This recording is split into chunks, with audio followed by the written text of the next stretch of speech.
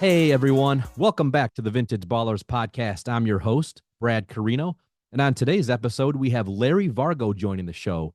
Larry played football at the University of Detroit, where he led the NCAA in receiving touchdowns in 1961 before being drafted by the Detroit Lions and playing 5 years in the NFL for the Lions, Vikings, and Giants. So without further ado, please welcome Larry Vargo.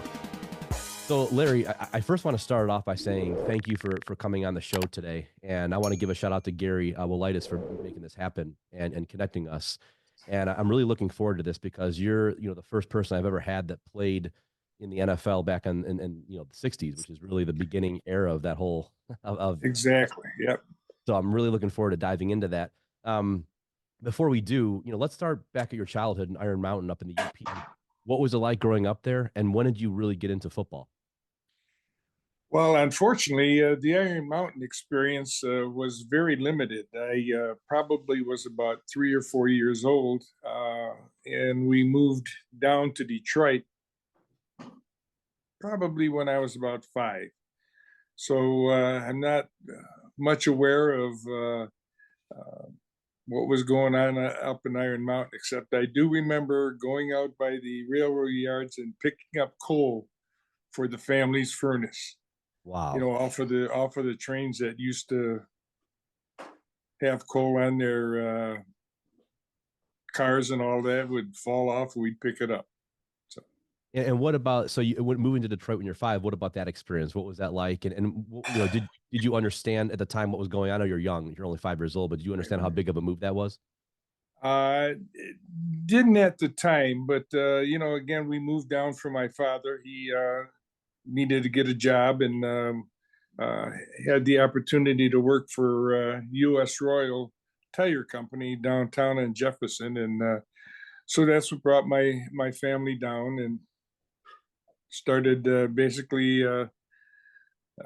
my childhood experience with going to school, grade school, Catholic schools.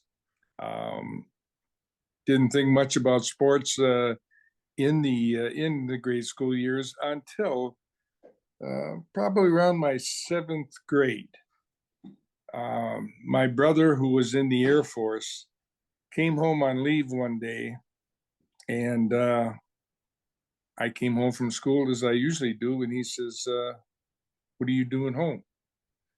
I says, "I always get home at this time." He said, "You're not playing football?" I said, "No, I play out, in the street with my friends." He says, "Get your ass out for that team, your grade school team." So the next day I went out, got the uniform, got the pads and all of that, and that started my career in football. No kidding. And So and did yeah, you when did you after starting then at that point, when did you kind of realize it was a passion of yours that you were going to continue to do this? it really wasn't. Uh, I guess until the eighth grade, where I realized that we had a pretty good grade school team. Matter of fact, we lost to the championship to St. Veronica's, but I had a good group of friends. Uh, we all were going to go to the same high school together, so it was kind of a good uh, group of guys, and that really got me started in saying I wanted to stay with football. And Larry, did you or your friends have any favorite athletes, favorite football players, favorite teams back then? You know, not back then. I think the only one that I really and it was just because I heard his name an awful lot was Bobby Lane. With the Detroit Lions, and I guess it was quite a few years later I ended up meeting Bobby Lane, and it was one of the great experiences of mine. And I'll tell you about it later on in our as we get involved a little bit. So Perfect. Yeah, I can't wait to hear that one. And now going into your high school years, what position were you playing and what was it like developing as a football player? Did you realize how good you were? not really. I think I owe an awful lot to one of my coaches, Mr. Hogan. He he taught me how to hit people. He's, you know, I guess I was, kind of lazy in trying to make tackles, but he says, get a little enthusiasm when you hit people, make them a little scared of you. So that started, but unfortunately, I fortunately or unfortunately, I was an end. Thought I was an end. We never had much of a passing attack, so I never caught a lot of passes. But as I progressed in playing in my senior year, we had a little bit of a problem with our quarterbacks. Two of them had their legs injured, and we needed a replacement. So I ended up playing quarterback. Really? What was that like transition? That had to be a tough Well, transition. it was a very tough transition, except I was a very good and fast runner. And I turned out to be more of a halfback than I was a quarterback because I ran the ball 90% of the time. So it ended up I had a fairly good senior year. Was a member of the what do you want to call it, all-star team. Now, what position were you as a quarterback? No, I made it as an end. Well, okay, and that's amazing. I only played 3 games at end. So, but I made it as an end. Wow, So that's incredible. So playing quarterback, did that had to, I'm sure that gave you a different knowledge of the game you probably hadn't had before, or never played it. That's the most important position on the field. So going, before you get to your college experience, what was what was that like playing the rest of the season as quarterback? Going into college, knowing you have all that knowledge on both sides of the ball. Again, it gave me a different perspective on everything. I don't want to say I was almost the mainstay now as a quarterback, and trying not to, I had a couple of buddies of mine that were ends. I wasn't that much of a good passer, so again, I made sure that I controlled the ball and ran the ball 90% of the time. And thankfully, I had a couple of good linemen, especially my center, Bob Hayduck. He paved the way for me for quite a few quarterback sneaks. So, and going now into college, I heard you got a scholarship to UM actually before you went to U of D. I did. But a matter of fact, it was a scholarship for basketball, which I thought Really? at that particular time was my better sport. I enjoyed basketball a lot more. And I did have the scholarship to Michigan for basketball. I went there, stayed through Thanksgiving. I came home on Thanksgiving and went to the University of Detroit and asked them if they would still honor their scholarship. And they said, yes, they would, but I'd have to drop out because I would use or lose a year of eligibility. My dad wasn't too happy. He was a University of Michigan fan, and didn't talk to me for 2 years. Really? But absolutely. But he would sneak over to practice and sit in his car and watch practice at UD, see how things were going. But it turned out to be a good move for me because again, I did have the 4-year scholarship. Michigan at that time, or the Big Ten in all, had what they called a grant and aid program, and scholarships were basically based on your family's wealth, and they only gave you so much money towards your scholarship. Well, my dad didn't make a whole hell of a lot of money anyway, but it still was a blessing to know that I had the 4 years guaranteed, not knowing what happened if I had an injury or whatever. So that started my move to the University of Detroit, again, which turned out well because the years at Michigan at that particular time were not over. I don't want to say they had a mediocre team compared to us, because we ended up having a pretty good team, and uh, put about 4 or 5 guys into the NFL from that team. Wow, really? And so take us through those years at U of D, and what was that like? Who was your coach? And when I heard you went into MSU and almost beat the Spartans. Well, I thought we could have beaten them, except our quarterback, Jerry Gross, ended up uh, busting a leg at halftime or just before halftime, and he sat out the whole second half, and that kind of ruined our offense. But prior to the game, a week before, uh, myself and the other starting end, Steve Stonebreaker, Steve had busted his arm or had a bone fracture, and they had his arm taped up. I had a little finger that had was split open and had that taped up, and we had two. I had 2 fingers or 3 fingers to work with on the one hand, and we're the starting ends going into this big game with Michigan State. So we played fairly decent, but like I said, with Gross out in the second half, they ended up tiring us out and beating us. But it was a good game. Oh, what an incredible experience that must have been! And throughout your whole experience at University of Detroit, are there any moments that stand out beyond that one? Well, yeah, we played Navy, who at that time had a very good team, and we played them in Briggs Stadium, which was a different thing for us at the time. And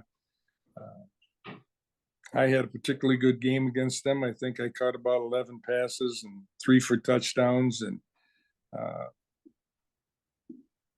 so that game stands up. But there were a lot of other good experience. It was a good life. Had a lot of good friends. And Larry, you led the NCAA in receiving touchdowns in 1961, correct? Yes, I did. Wow, that's not a well-known fact. That's incredible. So, yeah, I mean, think about it, an end who ends up leading, the NCAA and touchdowns, in college. That's got to be unheard of in some ways. Well, and again, like I said, with Gross going down, he hurt my productivity also, because the backup quarterback wasn't as good of a thrower as he was. So. Hey, he still led the nation in TD, so yeah, it worked out. And take us now, obviously before you got drafted by the Lions, did you expect to get drafted? And then I know you played for them in '62, but take us through that process and what was that like back then? Because the draft I know is totally different then than it is now.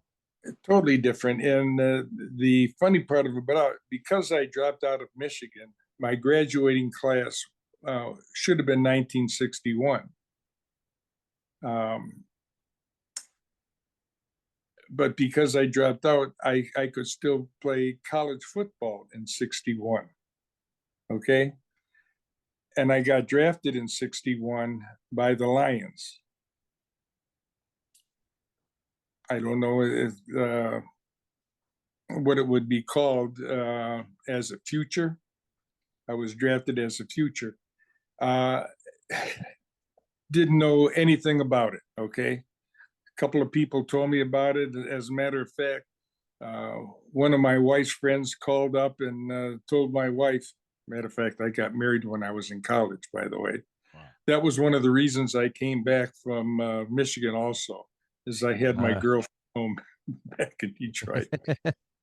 And she's been my wife for 64 years. So that was a smart move then, my friend. Yeah, very smart move, my friend. Yeah. But anyway, what were we talking about there? So being drafted in '61 and then not playing until '62 for the Lions. Yeah, because I had another year of eligibility for college, and I played that out. But again, it gave me the opportunity because they allowed me to. The Lions would let me come to some of the home games and sit, on the sidelines. Um, and I learned, the players and got to know quite a few of them. And again, it was quite a thrill. I also got drafted by Buffalo Really? from the AFL League. But again, with my wife being here and we'd have to pick up our bags and move to Buffalo, it was an easy decision for me to stay here with Detroit. Now, were the Lions concerned that you might get injured that senior year? Back then, I don't think they even thought about it. I mean, when you football is completely different now than it was back then. Matter of fact, we used to go back even when I was with the Lions. We go back and we would play an inter squad game with the University of Detroit, the ex players. Okay, not all of us were NFL players, but if we were graduates, there would be a game before the football season where we played the college students. So whole different thing. Oh, You even go to the games prior to the season.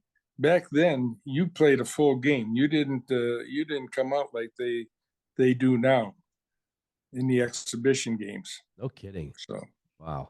Yeah, oh yeah. very different times. And, you know, eh, looking back at that time, did you realize how, I mean, did you have any idea how big the NFL will become, in the next 50, 60 years? I don't know if you think about those things. I guess I look at it and say, football back then, um,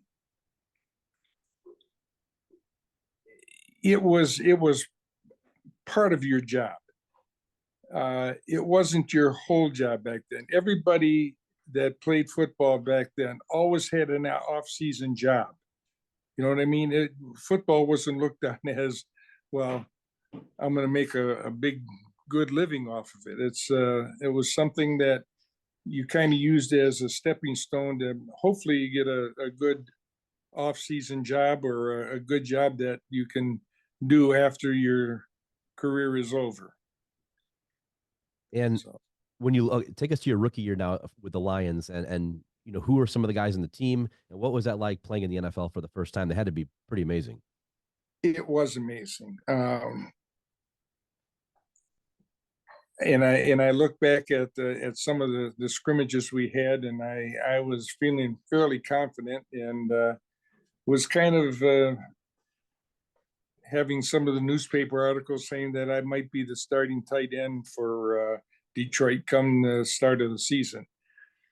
However, there was a guy by the name of Jim Gibbons who had other thoughts. He was the starting tight end, and I ended up being what do you want to call a special teams player for my first year with the Lions. Um, Going into the second year, I had a little bit more playing time as a tight end, but my career basically took a turn when we had an incident that happened with Night Train Lane's wife, Dinah Washington. She passed away kind of suddenly, and Night Train Dick had the last three games of the season off to take care of the funeral arrangements and whatever. And also, Yale Larry came up with a bum knee. So the coaches came to myself and Tom Hall and said, "We need you guys to step up and see if you can play defensive back for the last three games." Okay. So we go into Chicago for the first game that we're going to play as defensive backs. And surprisingly enough, in the first quarter, I pick off a pass and run it back for 40-some yards for a touchdown. Wow, you got to be Now kidding me. I'm feeling high, you know what I mean? And I'm making some tackles and feeling good. And come second half, I'm feeling like I belong there. And Joe Schmidt, who was to me one of my idols. Oh yeah, I know Joe. I know I've definitely heard of Joe before. Okay. He was the captain of the defensive team. And Chicago was driving, and they threw a pass to Ditka on about the 7-yard line and hits him in the chest, and he drops it. I turned around and I look and I said, "Who the hell's man was that?" And Joe Smith says, "Yours, asshole. We're supposed to be in man to man, not six-man coverage." So Oh, that is awesome. I learned to keep my mouth shut from then on. I just played football and never, you know, You did not mince any words on that one. he didn't mince any words. That is funny. Well, what a guy, especially Dick. Out of all guys that dropped that would be Dick. Exactly, Oh, but that's they ended hilarious. up beating us anyways. But to have a pick six on your first ever game as a DB. I mean, Yeah, how many people could ever say that in NFL history? I mean, you never even played the position before. never even That's just played the position that before. that. Yeah, I mean, I yeah, wonder if you're the only person that's ever. I mean, you have to be, if not one of the only. I don't. I've never heard of that before. yeah. That's crazy. Well, I also had one when I was with not a pick six. Well, I shouldn't say. When I was with Minnesota, I had one to go 102 yards, Did you really? only to be called back because of pass interference by the strong safety, who kind of was really a bad call. But that was one of my favorite things: running back 102 yards for a touchdown. So take us through your Lions days before we get to the Vikings and Giants. What are a couple of other your favorite memories and some of your favorite teammates from those teams? From the Lions, The Lions, yep. definitely Night Train Lane. He to me, he was very special because he I don't want to say he took me under his wing, but we had a good rapport, even though I was a receiver and he was a defensive back. Um, I had a good relationship with Dick, um, and the whole team. Roger Brown, Alex Karras, excellent players. Uh, and to kind of give you a little outlook on what football was back like then and it is now, Roger Brown was 302 pounds. They wanted him to lose weight. Okay. So he's on a diet. And here I am, I'm 195 pounds, and I can eat anything I want at the, at dinner and breakfast at the training table. And, but that was, they didn't want big defensive tackles back then. They wanted them to be quick. Okay, I was going to ask you the reason for that. Quick and strong, okay, which they were. Karras and then you had, like you said, you had Schmidt backing them up. We had a very strong defensive team. We lost 3 games my rookie year by a total of 8 points. No kidding. We were 11-3, something like that, and Green Bay ended up winning the championship. But we were 1-1 with them. We beat them pretty good Thanksgiving Day when they came to Detroit. I was going to ask you about. So, what was it like playing against those guys? I mean, the legendary team. I got to get more into that when I'm with New York. Okay. We'll get to that later. Then.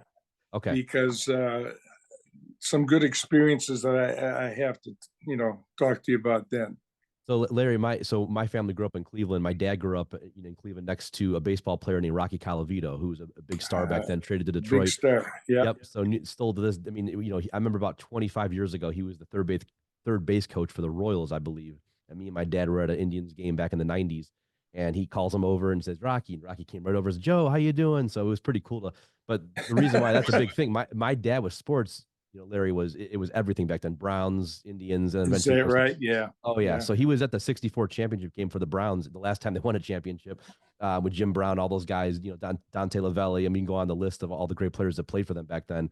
And then I think they played Johnny Unitas and the Colts back in the '64 championship game at home. And he to this day he'll talk about that. And he's 70 in his mid 70s, so early 70s. So yeah, that was again when I told him you were going to be on the show. You could tell he kind of brightened up because all these memories came back, and that was a big era for him. That was his childhood. Yeah, well, that was one of my good memories too. Again, playing Baltimore Colts and Johnny Unitas. I So had what was he like? Because I mean, you don't really hear him as much anymore. And when you talk about some of the greatest quarterbacks ever, my dad swore by Johnny Unitas. He was one of the guys he always talks about. my first game against them. I picked off two in Did the you game. really? Yeah, absolutely. I was leading the league in interceptions after like I think 4 games. I had 3 interceptions. So, but then I didn't get any much more after that. So, But I mean, to pick off Johnny Unitas twice. I mean, yep. again, how many people can say that? I hope Incredible. not many. Yeah. I mean, these are all time legends you're talking about, and again, like what? So when you look at some of the quarterbacks back then, Larry, who would be your 2 or 3 favorite, or the 2 or 3 you thought were the best of the best? Well, definitely Bart Starr.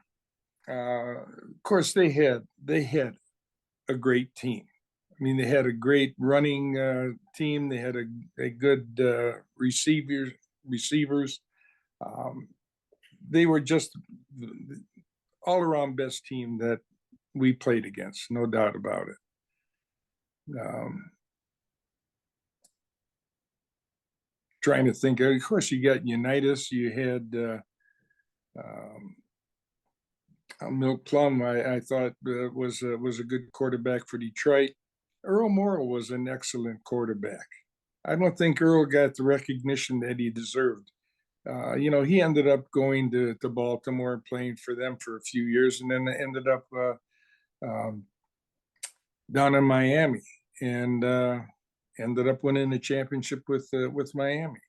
Don Shula at the time. With Don Shula, exactly. Dang. Wow. Yeah. Yeah, Don Shula was actually friends with my grandpa. They went to college, I think, together way back, in the day. And my grandpa's passed away 30 years ago, but we always heard those stories when I Yeah. was younger. Yeah. Did you ever get to play against Jim Brown? And if you did, what was that experience like? Absolutely, we played against Jim Brown. We played him down in Cleveland when I was with Minnesota. It's when I was a defensive back, and we ended up stopping him on the goal line 3 times, and we ended up solidifying our win over Cleveland in Cleveland. Wow. So yeah. Yeah, that's not something you hear very often, him being stopped 3 times. What was he like? And I mean, how big was he and imposing was he as a running back then? Well, he was extremely strong. He had very thick legs and a good upper body, but he always hung his right arm down low. Okay. And as you were coming in to tackle him, he would take that arm and just pull it up and kind of knock you off so you couldn't get a good shot at him. So yeah, he was a very wise runner to begin with.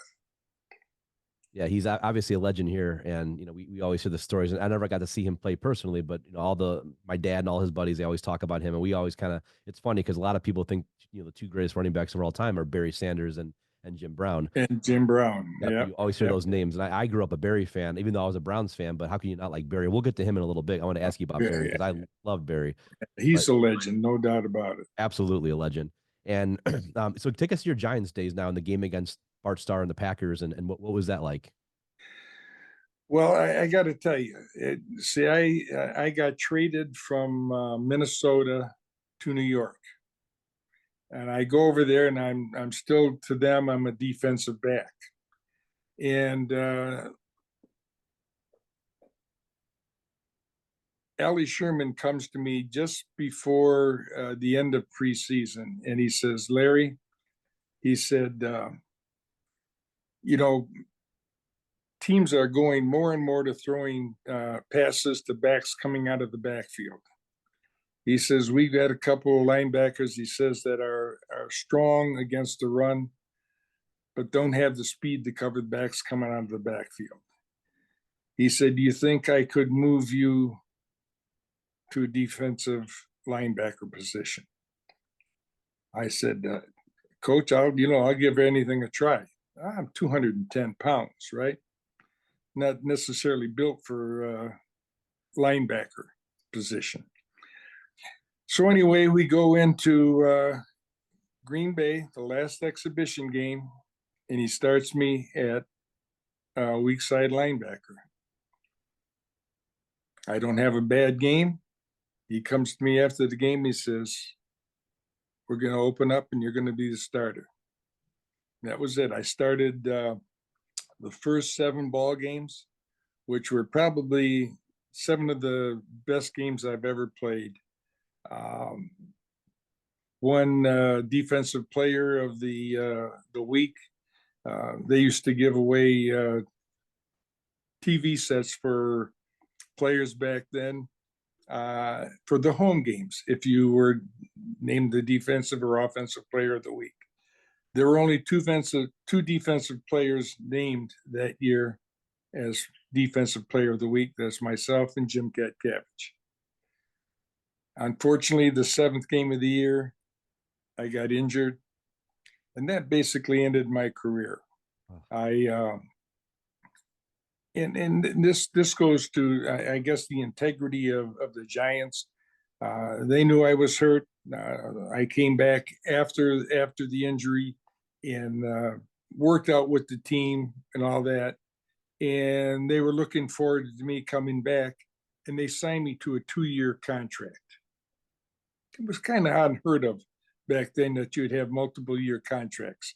Now that was for the quarterbacks and the running backs, not for a linebacker that had been hurt. So anyway, that happens. I come back, and like I said, back then, you played an exhibition game, you played the full game. I mean, it was like a regular season game, all out tackles, whatever. Come the last exhibition game, I get my knee injured again, and that basically ended my career. I went back the following year. I kind of think it was Ali Sherman's doing. He did it through the doctor, Dr. Pisani. He came to me and he says, Larry, do you need football for a living? And I said, not really. I enjoy it, but I've got an off-season job that I'm totally comfortable with. He says, Larry, he says, my recommendation would be, he says, I think you should hang it up. He says, you have another knee injury, and he says, you could be kind of crippled for life. Mm. So with that, I did. I tendered my resignation, and that was it. That's got to be a tough way to go out like that. Yeah, it was. It was very hard to do. I really wanted to play. But Larry, if you would have stayed healthy, how many more years do you think you could have played at a high level? Depending on, again, injuries, I felt very comfortable and was playing, again, fairly good football as a linebacker. Again, because of my quickness. Okay, it wasn't because I could outstrength the pulling guard or a fullback coming at me full tilt, but I could stop him in his tracks. I mean, we would negate a tackle or something like that. So yeah, I didn't realize you had gotten injured like that at the end of your career. And I think for any athlete that's ever gone through that, again, it's devastating because I have a friend, my brother's best friend, kind of had some knee injuries. He's a catcher, minor league catcher in baseball, and he had some knee injuries that kind of stopped him from going forward. And I know several other friends who had another friend who was a football player for Ohio State. He blew out his knee. So it's just, I know it happens, especially in a violent sport like football, but it's just not a way. I know it's not a way I'm sure you wanted to go out. It's not a way you want to go out. Exactly. No. Exactly. Especially when I thought I was playing well, and they thought I was playing well too. It seemed like you're kind of hitting your stride at that point. Like you were actually improving, getting even better. So but the experiences you had in those years, are ones you'll never forget. And you played against, iconic players. I mean, not just, exactly. Guys who are still mentioned today of the all-time greats, and guys who are kind of idolized, by a lot of the coaches today and a lot of the people, my dad's generation, who watched you growing up as kids or as teenagers. So it's got to be cool to know you played in that era. And I mean, look what the NFL is a powerhouse now. I mean, it's a billion-dollar industry, multi-billion-dollar industry, and you Yeah, were one of the guys that helped start all that. I mean, yeah. that's it's incredible. But again, you take a look at what college did for me back then too. Back then in college, you played both ways. You played both offense and defense. There was no coming off the field. I mean, I think the only player that came off the field was the quarterback. So that again helped me moving from offense to defense, which you didn't. Yeah, I didn't think of. I considered myself a pretty good offensive receiver, and here I end up playing more games as a defensive back and linebacker. And Larry, when you look at all like the modern technology and the different helmets now, and all the protocols with concussions and all the different things they have now, and would you wish you would have had that back then? Some of them, the more modern technology we see now in the NFL. I don't know. I thought the helmets that we had were pretty good. They weren't. I think the ones now are too much fully padded and are heavy for some of the players.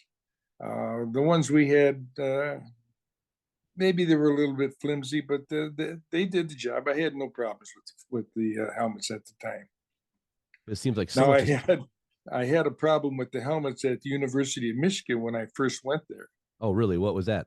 If you weren't the first 20 players out on the practice field, you got a leather helmet. Really? Really? Oh my God. That's what I said. You want to talk about That's old what I school? That's what I said. Oh my God. The first week I went back home and I made sure I went to my high school and got my old high school helmet. So It's almost hard to believe that a program like Michigan, even back then, would exactly, not have had helmets for everybody. That's exactly. Nope. And believe wow, me, if you weren't the first ones out of there, you got a leather helmet. wow. Yeah, again, talk about old school. That's going, yeah, for sure. And when you look back at your playing days at any level, high school, college, pro, who was the one or two toughest players you ever played against?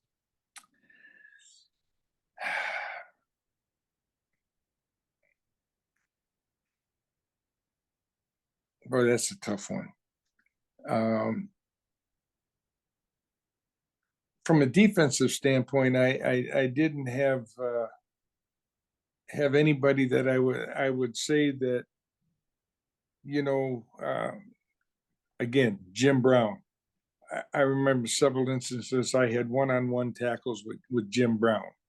He was a tough back to take down, but there were a lot of other big fullbacks in the league too that were bull runners that you took a pretty good beating when you went on to them one-on-one. So there were I don't know if I could say that there's anybody out there particular that I could name other What than about Jim Brown. what about teammates? Who are some of your favorite teammates of all time? Well, believe me, Joe kind of took me under his wing. Joe Schmidt. He was, and Alex Karras.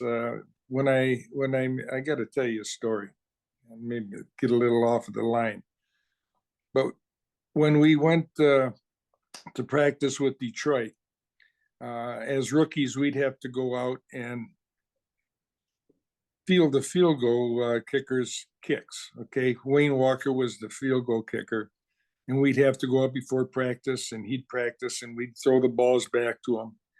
And John Lomakowski, who was another rookie from Eastern Michigan, uh, threw a ball back when Wayne had his back turned and hit him right in the back of the head. Okay. Now Wayne is pissed. He's yelling at us and all this and that. But he can't do much because there's more rookies out there than there are veterans. So after we have practice, we go back in and we're in the training room, and Wayne Walker is in, got his hand in the hot tub, and I'm in there getting my wrist taped up, and John Lomakowski comes walking in just to get some pills or something, and Wayne says something off color to him, and ends up when John is kind of walking away from him, gets out and sucker punches John, and I jump on Wayne, and we got a big fight going. And of course, everybody breaks it up because you're in the training room and all this and that. So, but then we go to lunch, and Alex Karras says, tonight we're having a ticket. He says, we're going to have a match between John Lomakowski and Wayne Walker and myself and Larry Vargo. So what did I get myself into? Anyway, it was just him blowing steam off. Nothing ever happened about it. But when I ended up making the team, Alex called me into his room and he says, Larry, if anything ever happens between a veteran and you again, he says, you stay out of the way. Stay out. I says, but Al, I says, he sucker punched him. He says, you're not listening to me, Larry. He says, you stay out of the way. That was it. And, Joe kind of cemented that too when I had that situation with him in the Chicago game when I asked him who the hell man was that dropped the ball. Yours, a-hole, So the veterans kind of ruled back then. So, I mean, those are experiences I'm sure you'll never forget. That's kind of the. But again, again, trying to compare football now with football back then, I think we probably only had 40 players on a team. So that was one of the reasons we had to end up playing defensive backs, where we're basically offensive, players. Now they've got what, 50 some players? 53, yep. And then plus a practice squad. Yeah. They got defensive tackles that probably all weigh 350 pounds, and they go in for 2 or 3 plays and come out, and then another set goes in for 2 or 3 plays. I don't know where they get all that beef from, to be truthful. It's a very, very different game now. And Yeah, when it it comes is. to the physicality of it, I mean, football's always been physical, no matter what era it is. It's just a physical, brutal game. But your era, obviously, you were allowed to do more. I mean, now the quarterbacks are somewhat protected, where I feel like you could barely even touch them, and it's a penalty. You What can is your take on all barely that? touch. I think again, it's probably for the betterment of football. Quarterbacks are a mainstay, and if they do get hurt, it really does put a team in jeopardy. So I can see them trying to favor them a little bit, but I do think it's kind of gotten out of hand. I agree 100%. Yeah, there are some plays that the guy barely touches the quarterback and they throw the flag. So, Yep. No, I but couldn't agree more. Yeah. Yeah, I think when you look at it now, it's again, they are and the quarterbacks, guys like Mahomes. I mean, obviously they're an asset. They're a huge part of the NFL. They drive a lot of ratings and everything else. And then they're obviously, like you said, if Kansas City lost Mahomes, they have no chance. They're not going to win. So, but at the same time, I agree that there's so many ticky tack calls now, and passing or roughing the passer calls that the guy barely, or the defensive end will be in midair jumping after him, and then he just releases the ball and they call penalty. It's like, come on. Yeah, I mean, there's no way in the world. Yeah, there's no way in the world he can stop his momentum, right? No, you're going against the laws of physics. So exactly. Exactly. I completely agree with you on all that. I think it is for the betterment of the game, but it's gone too far. So hopefully we'll see at some point maybe go back a little bit the other way, because it's just I mean, I think the quarterback has to have some fear that he's going to get hit. That's part of playing the position. Exactly. Yeah. So and when you look back at your football career, is there one memory that sticks out more than any other one? Well, this goes back to college. Again, coming out of the University of Detroit, I had the honor of being selected to go to the Senior Bowl down in Mobile, Alabama, in a North-South game that was played in Miami.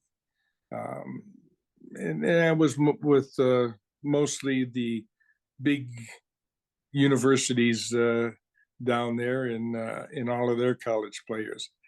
But it was a great experience for me. Um, the next thing I can think of would be my rookie year with Detroit.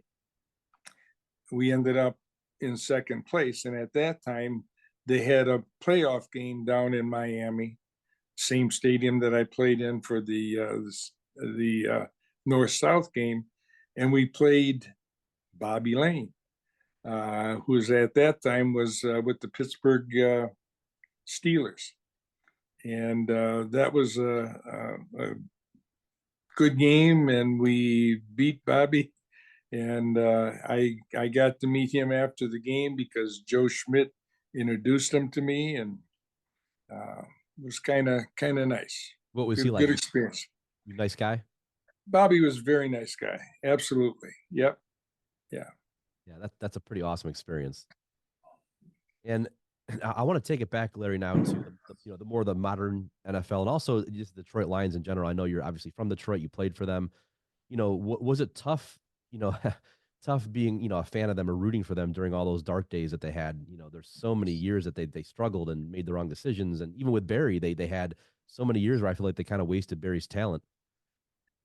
Yeah, well, they had a lot of good players. Calvin Johnson Oh, was a good receiver back incredible, then. incredible. Yeah, and Barry. I mean, yeah, again, being from Detroit, you got to cheer for Detroit. Yep. So I always a Lion fan. Um, still have season tickets. So What do you think of them now? I mean, last year that was I thought you guys were going to the Super Bowl last year. I really did.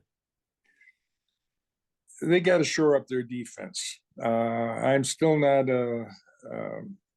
their defensive backs, and they've kind of taken care of it. I think with the draft, and hopefully these guys will come through and they'll kind of stiffen up our defense. But I think we still have to get a little bit more uh, toughness out of our linebackers. Uh, too many yards picked up to me on the ground, which puts the offense in pretty good shape. If you're second and 3, you can do an awful lot. Oh yeah, I think it You just know, demoralizes the defense when you're getting it 6, 7 yards does. to carry. Yeah. Yep. Yeah. So looking back at Barry Sanders, what a treat that must have been to live in Detroit during that era and to watch him play. Because I mean, as a kid, I grew up watching him, Larry, and he was even people who aren't from Detroit still rave He about him. was awesome. I mean, he had such great vision and such the ability to cut on a dime. You know what I mean? He'd leave you. Where the hell did he go? I thought I was going to make the tackle, and he's still running. Larry, No, there's he that was. there's that infamous play against the Patriots. I think as a Thanksgiving game, I can't remember. I think it's Lawyer Malloy or Ty Law, who are both great players. I think Ty Law is a Hall of Famer, and he's running they're in front of him, but he keeps going behind him the other way, and they can't see him because he's the opposite where it was, and that's just classic Barry. Or how many That's plays classic there. Yeah, he would run one way, and then there's tons of guys there he'd run back the other way. I mean, it just yeah, he was unbelievable. Like yeah. just He could stop on a dime and twist and turn, and yeah, leave you just wonder where the hell he went. Yeah. do you wish he would have played another 3, 4 years and broken all the records and done all that? Do I wish Barry would have done that? Yep. Yeah, it would have Just been. kidding. It would have been nice. Yeah, Still don't know why he did what he did, but you know, everybody's got to make their own decisions, and exactly. maybe he did the right thing. I don't know, but I would have loved to see him play a few more years. He seems like one of the most modest athletes too. He's very soft spoken and just didn't say Yeah, much. I had the good fortune of going, to the draft this year at Detroit, and we went down to the stadium and went up to the Lions room, and Barry was there. And I had met Barry several times before that at other Lion outings, and we had the good fortune of having a picture taken with him and my one of my sons. So he's still still a nice guy, Barry.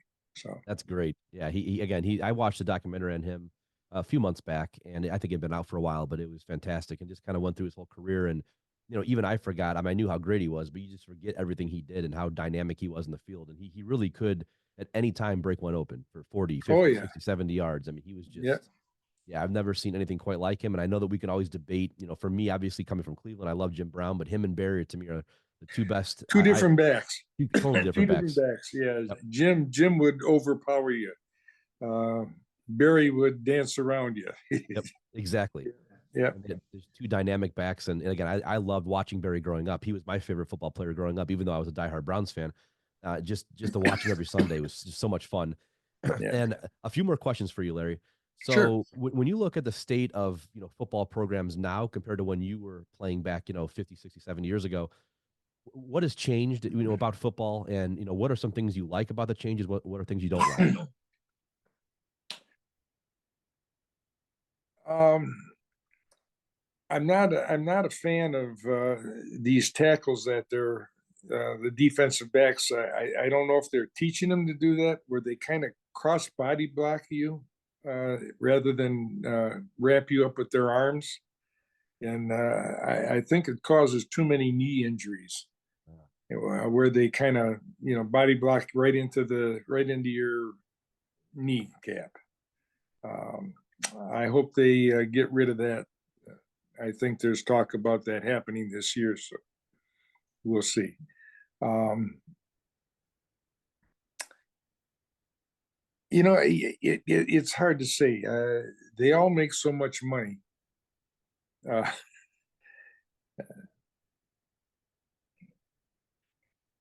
I kind of wish the rosters were smaller, but how can you go against the way things have been going? Everything seems to be going in the right direction. They're all very successful. So I guess I don't want to diminish what's going on now, but I kind of look back at the years when we had only 40 some players and everybody had to play, even if you had an injury of somewhat, you still played, unless it was a broken leg for sure. So, Yeah, very different for sure. And yeah, I bet you wish you got to play in this era as well with, again, with obviously the money, number one, but just everything going on now. It's such a mega sport. I mean, it's the biggest sport in America it's the biggest sport going. Exactly right. by a mile, really. Yeah. And now one more question I have, or a couple more. Yeah, talk about like some of the friends you made through the sports association at St. Joan of Arc. Glad you asked that question because that goes back a long way. And we all started off, as fathers of the kids going there, and we had a fathers club that met monthly, and we get together to raise money for the sports and all that. But we got together a group, probably about 20 strong, and we play euchre once a month, um, partly to get money for the sports, but also to get together and have a good time. I got to tell you, that kind of after our kids went off and went to high school or college or whatever, we all still stayed. We had a group that probably 15, 20 of us that would go golfing every week. Um, we play euchre once a month. Just have a good, and we still to this day play euchre every month.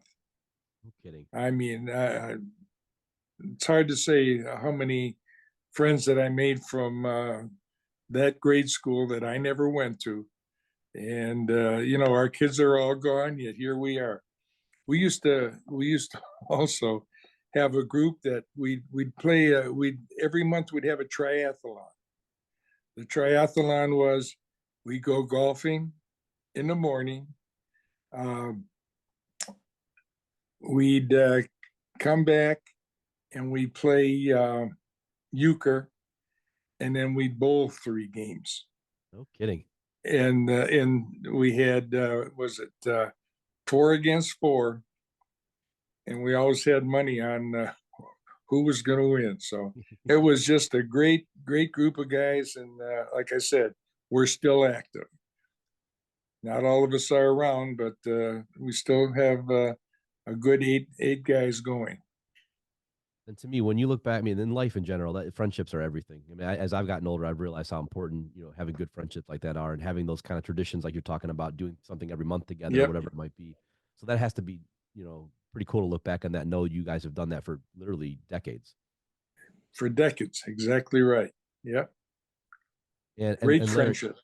and then again, the friendship, that's what it's all about. My dad is kind of similar too. He has, they used to have poker games every once a month at someone's place. They'd switch off who it was, and they did it for, and up until COVID, they were doing it every month for 50 some years. Well, I didn't tell you, we still play poker every Monday. Yeah, So I love it. Yeah, that is the best. I love hearing those stories because again, these yeah, are things that, I mean, that to me was what life really is all about, is those it connections. sure as hell is. Yep, yep. Absolutely. And Larry, I'll leave you with one question, and I ask this to every guest, and I love hearing the answer. When you look back at your career and your life, what do you want people to know about the legacy of Larry Vargo? Well, I gave that a little bit of thought, and I don't necessarily want the legacy. I never was an outstanding football player. I think I was adequate. I was good enough to be able to make it in the pros. Um, my legacy would be more towards family, and it may sound a little corny, but I have a wife that I've been married to for 64 years. I've got 5 beautiful children. I got 12 grandchildren and 2 great grandchildren. And I enjoy my life now probably more than I did back then because I have the opportunity to play a little golf with my grandsons. They still don't mind me going out. I play from the red tees now, but uh, they let me, and we just have a good time. Uh, Life has been very good to me, um, regardless of the fact that I didn't have an outstanding football career. I think I've had an outstanding life. What a wonderful perspective. And I would disagree on the not having a good football career, but that's a whole different thing. But yeah, I think you did. Anybody that makes the NFL had a good football career. Let's leave it at that. 'Cause that I you just yeah I would wished I could have looked back and saw what might have happened if I didn't get injured. Yeah, it's out of your but I control. enjoyed it. I enjoyed it, and it was a good life for me, and gave me a good start in life. So, Well, again, Larry, thank you so much for coming on and joining us and doing this well, because thank you, Brad. I sure appreciate it was everything. Oh, just so cool to hear your stories and to hear your perspective. And again, not many people can talk about playing in the NFL in that era. I mean, that's such the golden era that started everything we know now about the NFL was back in those days. And to know that you got to play against some of those iconic players that people still yeah, talk about. and there were an awful lot of really good players, both offensively and defensively, and that's why I say I kind of tip my hat to some of the middle linebackers like Joe Schmidt, Dre Nitschke. Um, those were good guys, good tough players. Rip Hawkins, middle linebacker for Minnesota, was just an excellent person and an excellent middle linebacker. So Well, again, thank you so much for doing this, and it's been a pleasure having you on. And your stories are so cool to hear, and I think for any of the younger generations too, it's going to be fun to be able to listen to these stories and kind of understand what was going on back then from someone who actually lived through it and played in that era. thanks, Brad. I appreciate the opportunity. Yep. Thanks, Larry. I'll be in Okay, touch, bye. and I'll send you the podcast once it's done. Okay, thank you. Okay. Thank you, Bye now. sir. Appreciate it. Okay.